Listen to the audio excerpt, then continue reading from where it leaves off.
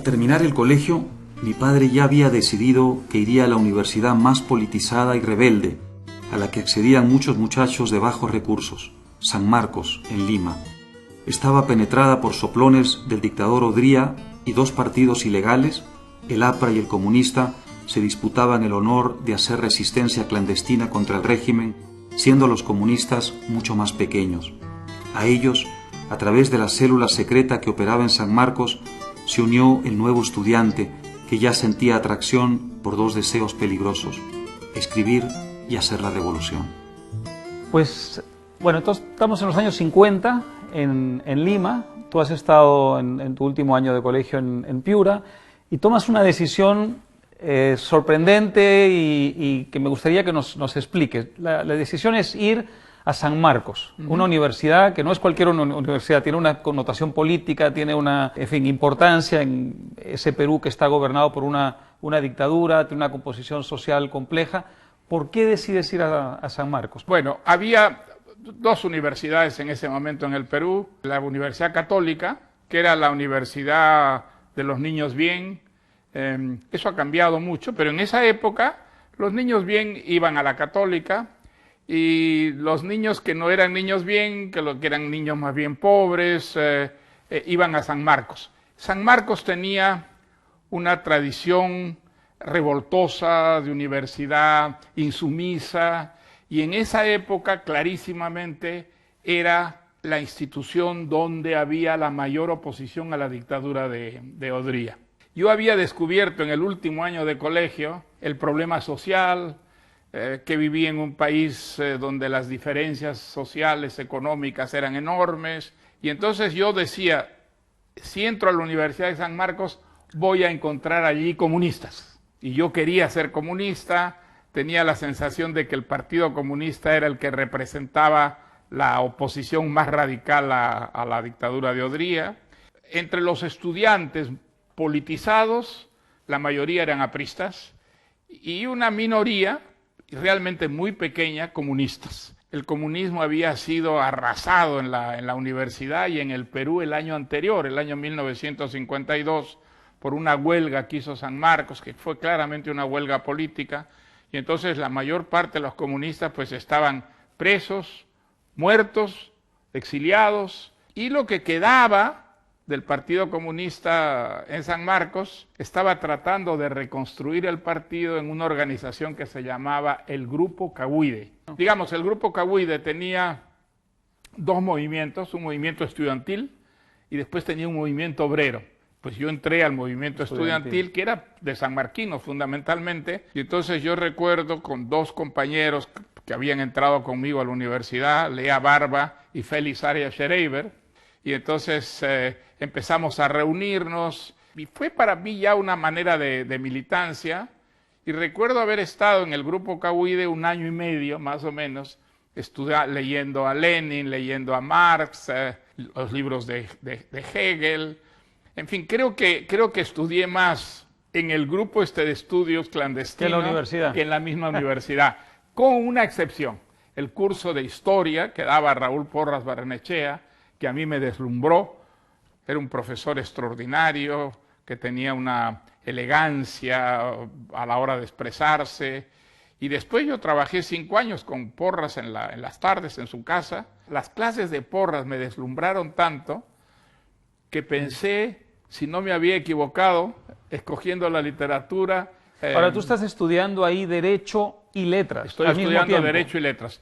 En esa época había que hacer 2 años de letras primero antes de entrar a la Facultad de Derecho, pero yo había decidido cuando entré a San Marcos estudiar letras por amor, por mi vocación por la literatura, y Derecho para ganarme la vida de alguna manera. A la familia. Sí. Pero lo que me interesó sobre todo ese primer año fuera la militancia política. Yo odiaba a Odría, la familia, sobre todo mía materna, odiaba a Odría, había sacado un golpe militar a Bustamante Rivero, claro, que era pariente nuestro. Por otra parte, mi padre, con el que yo había comenzado a vivir, digamos, hacía poco, tenía muchas simpatías por Odría, y entonces era una razón más para odiar al régimen de Odría. ¿Tú tenías claro en ese momento que querías dedicarte a la literatura? Bueno, digamos, yo había descubierto mi vocación, sabía que mi vocación era la literatura, pero claro, era una vocación muy poco nutritiva, muy poco alimenticia, claro. En un país como el Perú, nadie se ganaba la vida escribiendo, y yo tenía además la sensación de que si la literatura era tu vocación, tú tenías que dedicar tu tiempo, tu pasión a la literatura, y ese tipo de escritores no había en el Perú. Los escritores que había en el Perú pues eran o abogados o profesores que se ganaban la vida dedicados a otras actividades y que escribían en sus días libres. Claro. Y eso a mí me horrorizaba, la idea de tener la literatura como una especie de hobby de días domingos. Entonces yo creo que en esa época empecé a soñar ya con partir del Perú, con venir a Francia, era mi gran sueño en esa época. O sea, en San Marcos, digamos, el sueño no es tanto la revolución comunista como irte a París. Bueno, digamos las dos cosas. La revolución comunista, yo creía en eso, yo creía que el comunismo era la solución para un país con las desigualdades gigantescas del Perú, y además tenía pues una idea del comunismo que era completamente idílica. Ahora, yo tuve muchos problemas en Cahuide. Te iba a preguntar, porque tú, digamos, querías ser un escritor, que era un ser libre, bueno, y sí, al mismo tiempo tenías una estructura muy rígida ahí en la célula, ¿no? Claro, eso era, imagino, chocaba. Además, aparte de estudiar, digamos, y hacían algo, agitación política, pues nosotros huelgas, hicimos, el éxito nuestro fue conseguir la solidaridad de San Marcos para una huelga de obreros tranviarios. Hubo una huelga de los obreros tranviarios por razones sindicales y sobre todo políticas, porque ahí también tenía Cahuide una presencia en el sindicato. ¿Y caen presos algunos estudiantes en esa huelga? Claro, sacábamos un boletín que se llamaba Cahuide, que era clandestino, que lo hacíamos a mimeógrafo, y yo descubrí que el que era el jefe de la represión, el jefe del aparato represivo de la dictadura, que era Esparza Zañartu, y nos enteramos que los compañeros que estaban presos los tenían durmiendo en el suelo, sobre las piedras, en los calabozos, que no tenían ni frazadas, ni colchones. Entonces hicimos una colecta para comprarles frazadas, y les llevamos las frazadas a la penitenciaría, y el director de la penitenciaría nos dijo, no, yo no puedo entregar esto solamente con una orden del director de gobierno. El director de gobierno era el monstruo al que odiábamos, creo que más que Odría, porque era el jefe de la represión, un personaje muy fascinante. Como queríamos conseguir el permiso de Esparza Zañartu para llevar las frazadas, los colchones a los estudiantes presos, decidimos que 5 estudiantes fuéramos, y yo fui uno de los 5 elegidos. A negociar con él. Sí, y entonces recuerdo, fue una experiencia muy importante para mí desde el punto de vista literario, además de político. Fuimos al Ministerio del Interior. Él no era el ministro era un militar, pero digamos, el que mandaba verdaderamente allí era el director de gobierno, que era Esparza Zañartu. Entonces entramos a su oficina, en un edificio viejo del centro de Lima, y ahí estaba él. Era un hombre flaco, como apergaminado, que nos vio entrar, pues lo saludamos y él ni siquiera respondió el saludo, no se levantó del asiento, nos miró. Yo tenía la impresión de que nos miraba como a través del agua, porque había algo en él como líquido. Bueno, los estudiantes les pusimos por qué habíamos pedido la audiencia para verlo, le pedimos permiso para llevar las frazadas y los colchones a la penitenciaría. Entonces él los escuchó sin decir una palabra, y al final, cuando terminamos de hablar, abrió un cajoncito de su escritorio y sacó, ante el espanto nuestro, ejemplares de Cahuide, de la publicación esta que hacíamos nosotros, y en la que, claro, lo insultábamos en cada número, diciendo, bueno, y dijo, ¿y para esto van a ustedes a la universidad?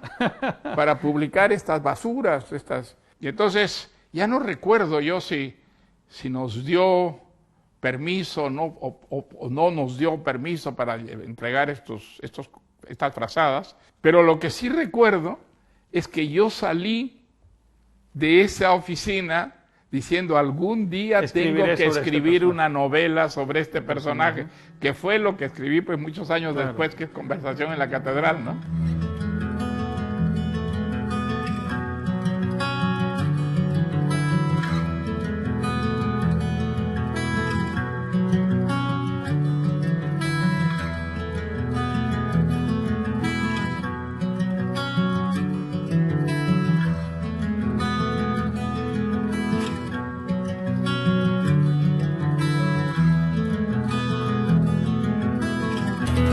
Estamos en la famosa casona de San Marcos, tu alma mater. ¿Cómo la recuerdas? Bueno, cuando yo era estudiante, aquí estaban las facultades principales, las más activas políticamente por lo menos, la Facultad de Derecho, la Facultad de Letras, la Facultad de Pedagogía y la Facultad de Ciencias Económicas.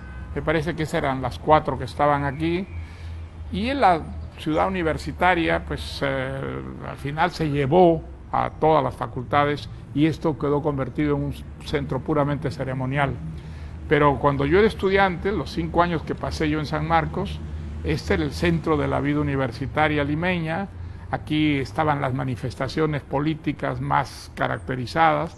Por ejemplo, todas las grandes manifestaciones contra la dictadura de Odría salieron de San Marcos.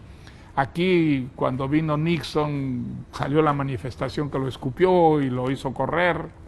Y este fue siempre un gran centro de resistencia a todas las dictaduras. La gran tradición de San Marcos fue la insumisión, la rebeldía, y digamos esa tradición se mantenía muy viva el año 1953, cuando yo entré como alumno a la Facultad de Humanidades. Que por cierto es de las más antiguas de América, ¿no?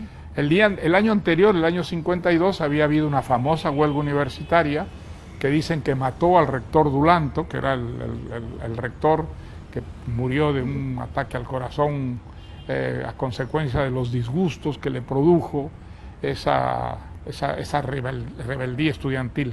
Cuando yo entré el año 53, la universidad estaba prácticamente devastada, había muchísimos estudiantes presos en el exilio, había profesores en el exilio y también profesores presos, y Odría Esparza Sañarto había empastelado la casona universitaria de soplones disfrazados de estudiantes, de tal manera que teníamos que cuidarnos muchísimo a la hora de hablar y tener la seguridad de que estábamos con gente de confianza alrededor, ¿no? Fueron años muy interesantes, pero lo mejor que yo recuerdo de San Marcos es que prácticamente cuando el Perú se había puesto de rodillas frente a la dictadura de Odría, lo único que quedaba de resistencia era San Marcos. Sí, sí. Bueno, aquí estamos pues en lo que era la Facultad de Letras, y lo que quería preguntarte era, ya lo has contado algunas veces, pero quería que lo cuentes aquí en el lugar donde todo ocurrió, tu militancia en el grupo clandestino del Partido Comunista que se llamaba Cahuide, que tenía el nombre de un guerrero inca muy famoso. Pues el año 52 el Partido Comunista había participado de manera muy activa en esa huelga y por lo tanto había sufrido represión, estaba muy golpeado y casi desaparecido. El año que yo entré, el año 53, trataba de reconstituirse el Partido Comunista y habían formado esta organización que se llamaba el Grupo Cahuide, que tenía un sector estudiantil, que era universitario, que es el que entré yo, y un sector obrero. Y no había prácticamente ninguna comunicación entre los dos para preservarse justamente de la represión, que era muy dura, ¿no? Para que no delataran unos a otros, me imagino. Me acuerdo que el primer paso era invitarte a formar unos grupos de estudio, que en realidad eran unos círculos dirigidos por el Partido Comunista. Y entonces ahí estudiabas marxismo, ahí leímos, me acuerdo, creo que el primer libro que leímos fue El qué hacer de Lenin, que era un libro pues muy práctico, claro, con indicaciones muy prácticas sobre lo que es una militancia clandestina. Y entonces ya después, cuando demostrabas que tenías verdaderamente interés, entonces ya un estudiante de los cursos superiores, que ya era un dirigente seguramente y a nosotros nos citaron a Lea Barba, a Félix Ara Schreiber y a mí, en la avenida Pardo en Miraflores. Y apareció un muchacho al que yo lo había visto, pero ya era un chico de derecho. Deambulando por aquí. Sí, y entonces que nos dijo francamente si queríamos militar, nos dijo que había dos maneras de militar, siendo ya militante completo o simplemente aspirante. Y me acuerdo que Félix Arias y yo elegimos ser aspirantes, y Lea Barba eligió ser militante. Y entonces pues ahí nos formamos ya un pequeño comité, una célula, formamos una célula en la que estuvimos los tres, y ahí conocimos a otros militantes, entre ellos pues por ejemplo Héctor Béjar era el dirigente principal de la célula, y el padre del que fue presidente de Humala. Te iba a preguntar si es verdad esa anécdota. Sí, el padre. Don Humala, que había padre terminado de ya. Ollanta Humala, del que fue presidente. ¿Qué era? ¿Instructor de ustedes? Bueno, él ya había terminado Derecho, pero siempre seguía ambulando por aquí. Y era uno de los dirigentes del Grupo Cahuide y dirigente del Partido Comunista que se había salvado de la represión feroz el año 52. Y entonces, pues, Humala, sobre todo, tenía mucha fama de gallo, porque cuando había manifestaciones nuestras, generalmente las atacaban los apristas con palos, con garrotes, con cadenas, y entonces pues nosotros corríamos, y se decía que Humala, el padre del presidente, él aguantaba y se enredaba a puñetazos con los apristas, y tenía fama de eso. Las reuniones, me imagino que no las podían hacer en la universidad, tenía que ser fuera de la universidad. Las hacíamos en casas, digamos. las hacíamos en casas de militantes, de la organización, y que eran casas muy distintas. Me acuerdo, había una chica que era una especie de ángel, porque andaba como perdida, pero que militaba en Cahuide, y me acuerdo que ella vivía bajo el puente, y entonces... Y una vez que estábamos en una discusión allí, de pronto vimos una casaca militar. Y entonces dijimos, pero ¿hay un militar aquí? Y entonces la chica dijo, sí, es mi hermano, que es un oficial. Y entonces nos llevamos el susto del siglo, porque estamos en la casa de un militar haciendo reuniones clandestinas, reuniones revolucionarias, ¿no? ¿Y la gente de la célula tuya, digamos, se reunían de vez en cuando aquí para algo, mantenían una distancia para no llamar la atención? Aquí manteníamos una gran distancia unos con otros, precisamente para no alertar a los soplones. Había soplones pues disfrazados de estudiantes que no sabías tú si estabas hablando con un policía, ¿no? Entonces en San Marcos nos cuidábamos muchísimo, y generalmente ni siquiera cambiábamos palabras entre los miembros de la célula, ¿no? ¿Recuerdas si alguna vez pensaste en la posibilidad de pasar a la acción armada, tú personalmente? Parecía tan irreal eso en ese momento, ¿sabes? Era algo que era inconcebible, éramos muy poquitos, había el partido aprista que dominaba San Marcos. Sí. Yo creo que la mayoría eran indiferentes a la política, chicas que estudiaban para recibir un título profesional, pero dentro de los, motivados políticamente, el APRA tenía la inmensa mayoría. Entonces, pensar en una acción armada en esa época parecía completamente ilusorio, ¿no? Sí. Toda esta experiencia te sirve como materia prima para conversación en la catedral. También te sirve, dicho sea de paso, San Marcos, otra de la que hemos hablado en algún programa anterior, que es la experiencia como periodista en la crónica, en el penúltimo año de colegio. Crónica. Bueno, pues como yo vacilaba tanto, decía, ¿con qué puedo, compartir la vocación literaria? Y entonces, por eso entré a estudiar abogacía. Pero un día se me ocurrió el periodismo. Y mi padre tenía la representación de una agencia internacional que era muy importante, la International News Service.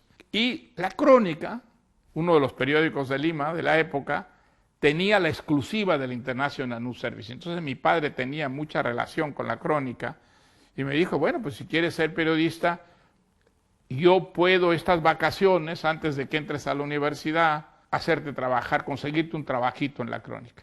Y esos 4 meses de noviembre a marzo fueron muy importantes para mí, porque entré a trabajar a la Crónica. Yo era un mocoso, tenía 15 años, pero Pero ya me hicieron trabajar como redactor y pues el mundo del periodismo tenía mucho atractivo, había una cosa un poco aventurera en él. Y a mí me hizo conocer un mundo de Lima, los bajos fondos de la ciudad. Los bajos fondos, porque durante unas semanas me pasaron de locales a policiales. Y entonces en policiales había que recorrer las comisarías, y recorrer las comisarías era realmente entrar en una especie de submundo de delincuentes, donde había pues asesinatos. Claro. El primer muerto que vi en mi vida fue una prostituta muy joven a la que habían asesinado a puñaladas en un barrio de Lima muy pobre, un barrio un poco marginal. Me acuerdo que me mandaron en un atardecer que ya se convertía en noche y yo no sabía exactamente con qué me iba a encontrar. Entré al hotelito y de pronto veo un cadáver, una chica muy joven, apuñalada, y alrededor los policías que además hacían bromas. Bueno, fue una sórdido total. La mariposa, se llamaba, ¿cómo? Ese era el nombre, la mariposa nocturna. Y entonces la crónica se especializaba mucho en titulares, en titulares escandalosos. Y me acuerdo que, bueno, yo conocí una Lima. Además los periodistas en esa época eran los típicos bohemios, generalmente todos improvisados. El jefe de la sección policial se llamaba Becerrita y me acuerdo nos hacía esperar a los redactores de la parte policial hasta que hubiera el primer ejemplar salido de las prensas, ¿no? Y entonces él daba la orden y decía, y ahora al burdel. Entonces los periodistas salíamos de la prensa, de las oficinas de la crónica, a los burdeles, a barcitos de última categoría, a tomar cervezas. En fin, fue una... ¿Y alguna vez has contado, porque lo usaron contra ti en la campaña electoral, de la que hablaremos en otro momento, que la única vez que probaste una droga en tu vida fue en una de esas noches de Bohemia? Exactamente, una de esas noches de Bohemia, en el Negro Negro, que era una especie de boate en la Plaza San Martín, un sótano, donde dos personajes muy interesantes, que habían sido dirigentes obreros anarquistas, y que hicieron la primera huelga obrera que hubo en Lima cuando eran jovencitos. Ya se habían retirado de la política los hermanos Barba. Y entonces habían creado este pequeño café donde cuando entrábamos nos sentíamos en París, decíamos esto es París. ¿Ah? Y yo me acuerdo allí, había un mayor que yo, pero en fin, se podía decir un muchacho que se llamaba Velando, que estaba siempre en las noches allí. Y me acuerdo que yo lo veía pegar los jalones de cocaína, y me acuerdo que una noche que me vio, bueno, yo no tomaba mucho, pero creo que esa noche me había pasado un poco, y me dijo, no, yo te doy algo que te va a resucitar.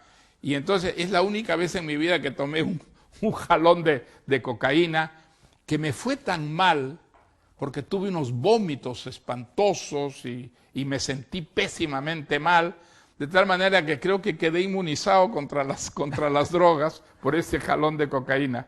Pero mi familia se puso muy nerviosa cuando me vio a mí hacer vida bohemia, hacer esa vida bohemia, que es la única vez en mi vida que he hecho vida bohemia, yo en esas vacaciones.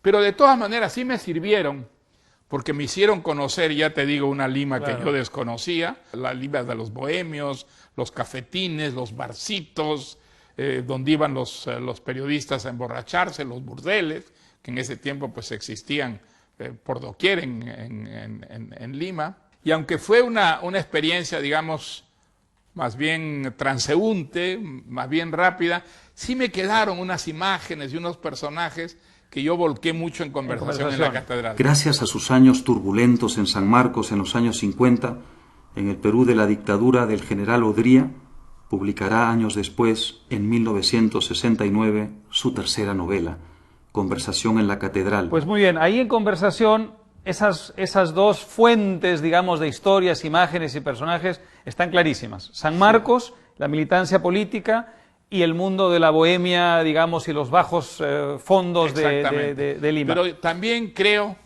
que está presente de una manera menos visible la angustia, la desesperación que yo viví esos años pensando en mi carrera de escritor, en mi vocación de escritor, claro, que yo la sentía cada vez más incompatible con el Perú. Con el medio, claro. Con el medio me parecía que era un medio que destruía completamente la vocación, que te convertía en una caricatura de escritor, que escribía solo los domingos, que escribía los días de fiesta, porque el resto de la vida pues estabas dedicado a trabajos alimenticios. Y entonces yo creo que desde esa época ya soñaba con venir a Europa y sobre todo París. Conversación, tú has dicho muchas veces, pero en fin, esa opinión seguramente ha ido cambiando a lo largo del tiempo, que es, si no tu novela más importante, una de tus novelas más importantes. ¿Lo sigues creyendo? La novela que más trabajo me costó, te costó escribir, siempre fue mi obsesión desde que estaba en la Universidad de San Marcos, de escribir algún día una novela sobre lo que había significado la dictadura de Odría. Esos 8 años, cómo habían envilecido al país, cómo mi generación había tenido la desgracia de pues ser niños, ser jóvenes y hacernos hombres con una dictadura como la de Odría, que fue una dictadura muy represiva, pero sobre todo muy corruptora. Se prohibieron todos los partidos políticos, había una censura muy estricta en los periódicos y en las radios. Entonces, nosotros teníamos la sensación en el Perú, yo creo que mi generación, de estar en un limbo en el que prácticamente nos tenían en ayunas respecto a todo lo que era importante, porque lo que era importante jamás salía en un periódico ni salía en una radio, no había televisión entonces. Y entonces era todo lo clandestino, era lo que nos parecía más genuino, más auténtico. En fin, mi sueño era escribir una novela de este tipo y mostrar al mismo tiempo también las grandes contradicciones de la sociedad peruana, la minoría de ricos, una clase media que era muy raquítica, y la pobreza gigantesca, enorme, y las distancias siderales que había en el Perú entre unos y otros. Hay que decir que ese país ha cambiado mucho desde entonces, por supuesto, ¿no? Ese era un país absolutamente de injusticias flagrantes. Esa novela, y también a las anteriores, ¿no? Las anteriores como La Casa Verde y luego, y antes que eso, La Ciudad de los Perros, transmiten, bueno, te quería preguntar eso, transmiten un cierto derrotismo. Hay una frase en Conversación en la Catedral, no la que siempre se cita de cuándo se había jodido el Perú, sino la otra, una frase que dice Zabalita que se cita mucho menos, pero que yo creo que es incluso más representativa, que es algo así como, en este país, el que no se jode, jode a los demás. Exactamente. Entonces tienes dos opciones. Una es la historia de Zabalita, claro, ¿no es cierto? Zabalita al final llega a esa conclusión tan deprimente. Él se rebela contra su medio social, su padre, su familia, pero al mismo tiempo se frustra, no vence. Frustrándose. Claro. No, al contrario. Y el otro personaje... Él parte de esa convicción absoluta de que tener éxito en el Perú solo se obtiene, se logra aplastando a los demás, pisoteando a los demás, y entonces él prefiere ser un mediocre, claro, un pequeño y luego hay mediocre. los otros personajes que sí aceptan el sistema cínicamente, sí. el chofer, digamos, Ambrosio en Conversación, sí. O el teniente Gamboa en La Ciudad de los Perros. Hay personajes que se rebelan, pero son derrotados, se frustran, y otros los reabsorbe. Y otros que se insertan en el sistema. Bueno, yo creo que, digamos... Eras pesimista, era esa la sensación que yo tenía, ¿no? Que no había esperanzas realmente para el Perú. Había creído cuando entré a San Marcos que la revolución era posible y muy rápidamente llegué a la conclusión de que la revolución pues estaba representada por gentes que eran muy dogmáticas y que ese no era el camino de ninguna manera que podía sacar al Perú de este pozo, ¿no? Eso cambia mucho cuando la Revolución Cubana triunfa. A mí me despertó resurge la ilusión un entusiasmo, claro, la revolución, que yo creo que vivió toda mi generación, y no solo en América Latina, sino probablemente en el mundo, ¿no? Háblame un poquito, volviendo a Conversación específicamente, y quizá también de las dos anteriores. Tú te has definido siempre como un novelista realista, que es una palabra complicada de explicar en el contexto literario. Y has hablado también de una imagen que es bonita, que dices, yo hago algo así como un striptease invertido, al revés. ¿A qué te refieres? ¿Qué es un escritor realista y qué es hacer striptease invertido? Yo creo que un escritor realista es un escritor cuya obra finge la realidad que se conoce a través de la experiencia. Es decir, para oponer al escritor que es un escritor fantástico, un escritor que crea un mundo que no se puede reconocer a través de la experiencia, salvo a través de la fantasía, de la ilusión. Y entonces la influencia que tuvo para mí una persona como Sartre fue enorme, porque en ese mundo donde parecía que la literatura no tenía razón de ser, que no tenía, digamos, ningún sentido, porque la proyección de la literatura era para minorías muy pequeñas, porque la gran mayoría no leía en el Perú. Entonces, tú tenías la sensación de que escribías en vano en un país como el Perú. A mí me ayudó muchísimo Sartre con su teoría del compromiso literario. Él decía, no, la literatura es algo que contribuye a cambiar la historia. La literatura tiene una influencia sobre la vida diaria, y no solamente la vida política, la vida social, la vida cultural de un país. A través de los libros se puede corregir las injusticias, se permite que la gente tome conciencia de las injusticias sociales, que la gente se movilice y actúe. Y entonces la literatura realista, que es la literatura que yo, digamos, quería hacer, que era la que me nacía, tiene una razón de ser que no solamente es cultural, sino también social y política. Para mí fue importantísimo, digamos, ese convencimiento de que en un país como el Perú se podía ser escritor y que ser escritor tenía un sentido, tenía una razón de ser, que no solamente era literaria, cultural, sino también social y política. ¿Cómo funcionaba en ti el asunto de la técnica? ¿Era un tema muy consciente, era un tema que iba transpirando naturalmente? Es decir, los libros, sobre todo los primeros, sin conversación, eso es muy evidente. Hay todas las grandes técnicas modernas, el monólogo interior, los diálogos cruzados que ocurren en tiempos y espacios distintos y que en la novela aparecen, digamos, simultáneamente contados. Todas estas técnicas que hacen de esa novela y de otras algo complejo. Bueno, yo creo que, digamos, estaba muy, eras muy consciente de que querías hacer eso. Estaba muy presente, digamos, en la literatura que nos interesaba, que nos llegaba a América Latina, de la gran revolución formal que había significado en la narrativa, digamos, un Joyce, un Faulkner, un Proust, un Kafka. Todos ellos habían revolucionado, digamos, bueno, en cierta forma los temas, pero fundamentalmente la manera de contar, ¿eh? La manera de contar. Y eso le daba a la novela una diversidad, una profundidad que no tenían las novelas costumbristas, las novelas indigenistas, claro, que eran las que estaban todavía de moda en América Latina. Y eso no es solo mi caso, yo creo que es toda una generación que rechaza el costumbrismo, la cosa pintoresca de la novela realista, indigenista, ¿no? Ahora es interesante, oyéndote hablar, digamos, en ese periodo, que es un periodo políticamente muy dogmático en ti, más bien ideológico, rígido, que tengas al mismo tiempo esa apertura enorme a las influencias literarias de fuera. Pero yo creo que eso se debe fundamentalmente a las lecturas francesas, ¿sabes? Y si alguien criticaba, digamos, el dogmatismo, ese realismo tan limitado como era el realismo socialista, era el grupo de Sartre, de Simone de Beauvoir, de Merleau-Ponty.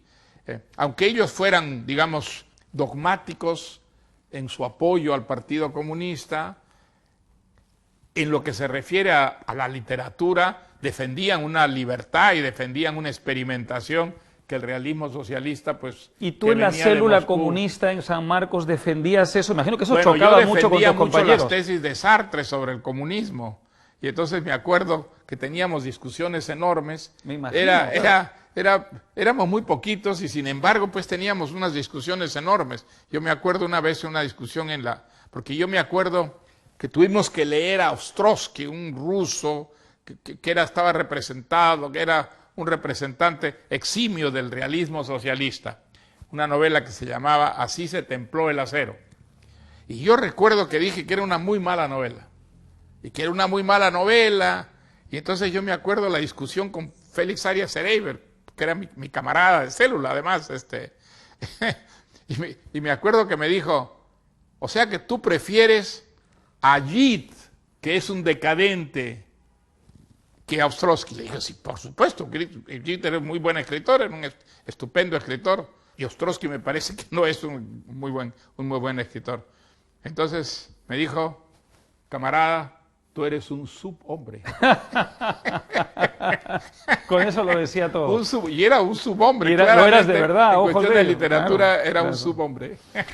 Bueno, para ir cerrando ya esta etapa de tu vida, en plena universidad hay un acontecimiento cataclísmico y es que te casas muy jovencito. Exactamente. Con Julia, la conocida tía Julia, que en realidad no es tu tía de sangre. La gente cree que es tu tía, pero no es tu tía de sangre, es cuñada de un tío tuyo. Hermana de la mujer de un tío mío. Claro, así es. O sea que en realidad no era nada mío. Pero eso, bueno, provoca una tempestad familiar y un gran escándalo. Claro. Sí, sí. Y tú vives, cosa que no te ocurre por primera vez en tu vida ni por última, la aventura, digamos, novelesca en la vida real. Exactamente. Yo vi, bueno, pues llega Julia a visitar a su hermana, se había divorciado.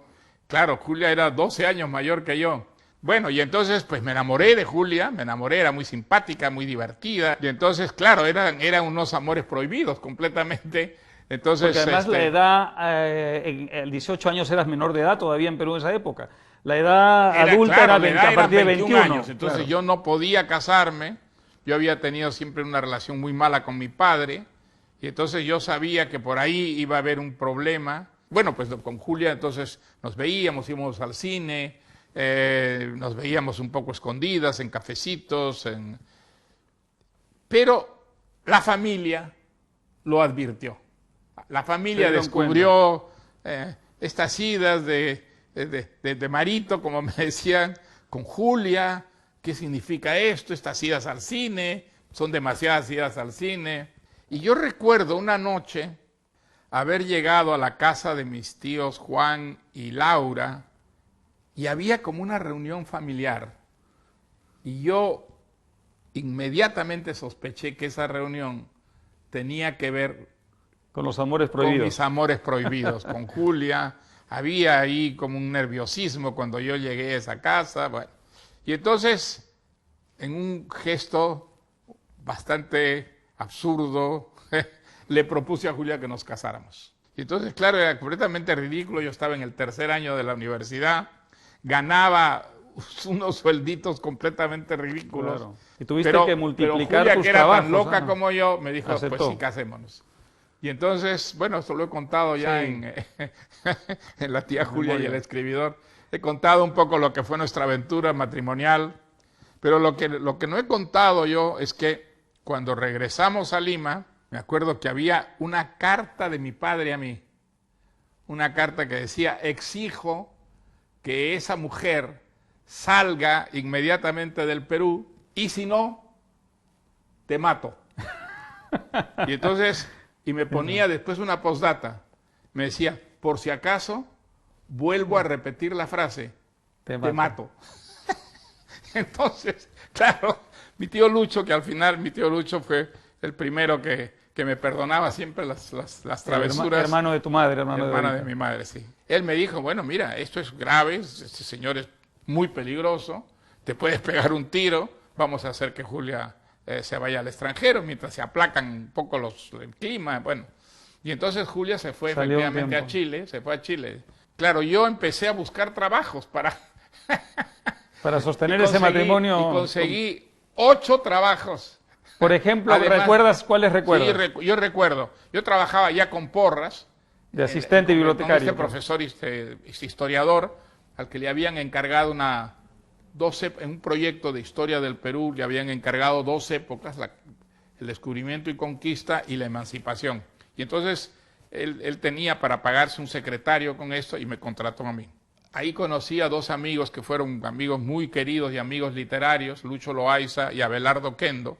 Abelardo Kendo tenía un puesto en El Comercio y me acuerdo que cuando yo buscaba trabajos, pues él me dijo, bueno, vamos a darte una columna todos los domingos, entrevista a escritores peruanos. Y entonces durante un año estuve entrevistando a escritores peruanos. Otro trabajo que tenía era en la radio, era jefe del departamento de noticias y era además el único redactor del departamento de noticias. Después ya fue creciendo ese departamento en el que al principio era yo solo, y entonces tenía que estar desde muy temprano para hacer el primer boletín, que era a las 8 de la mañana, había otro a las 12, que era largo, había a las 5, a las 6 de la tarde, y el último, que era muy largo, también a las 9 de la noche. A Porras, que también le pedí ayuda, me consiguió un puesto en el Club Nacional, de ayudante de bibliotecario. El Club Nacional, como tú sabes, es el club de los niños, de los señores ricos. Bueno, era eso en esa época, ¿no? Y fue para mí muy importante. Tenía que ir 2 horas al día. Mi trabajo consistía en fichar los nuevos libros, pero el bibliotecario en esa época ya no compraba libros. Entonces esas 2 horas que yo iba rigurosamente, las empleaba en leer. Y yo descubrí en la biblioteca del Club Nacional, en el 4º piso donde trabajaba, donde me habían dado un pequeño escritorio, ocultos detrás de un biombo con una cortina, había una colección de libros eróticos franceses extraordinaria. De tal manera que mi formación erótica yo se la debo al trabajo en el que Club Nacional. en el Club Nacional. Y después había otro que has contado alguna vez, un trabajo fichando muertos, el cementerio. Claro, exactamente. Había en el viejo cementerio colonial, el cementerio Presbítero Maestro, una sección de la que se habían perdido completamente los registros. Entonces me contrataron a mí para que en mi tiempo libre yo me fuera con una escalera y una escobilla para descifrar los nombres de los enterrados allí en la colonia, y entonces me pagaban por muerto. Era muy divertido porque, bueno, yo escribía esto y luego Julia, que me ayudaba, pasaba a máquina los nombres de los muertos, donde estaban sus restos. Entonces yo iba una vez por semana o una vez al mes, ya no me acuerdo, a la Municipalidad de Lima, contaban los muertos que había registrado y por eso me pagaban. Pero en fin, la verdad es que llegué a tener 8 puestos. Y lo que yo creo habla bastante mal de San Marcos es que continué con la universidad. No te expulsaron. Y pude graduarme. Yo no sé si asistí a clases, me imagino que ya no podía asistir a clases, pero sí daba exámenes. Y al final terminé la Facultad de Letras y presenté mi tesis y me gradué. Pues nada, y cerramos esto ya entonces con tu viaje a Europa. Finalmente logras el sueño de ir a Europa, del que hablaremos después. ¿Cómo logras salir de ahí y llegar a Europa? Mi sueño de ir a Europa era terminar letras, presentar mi tesis y ganar una beca. Había una beca que daban entre la Universidad de San Marcos y el Banco Popular.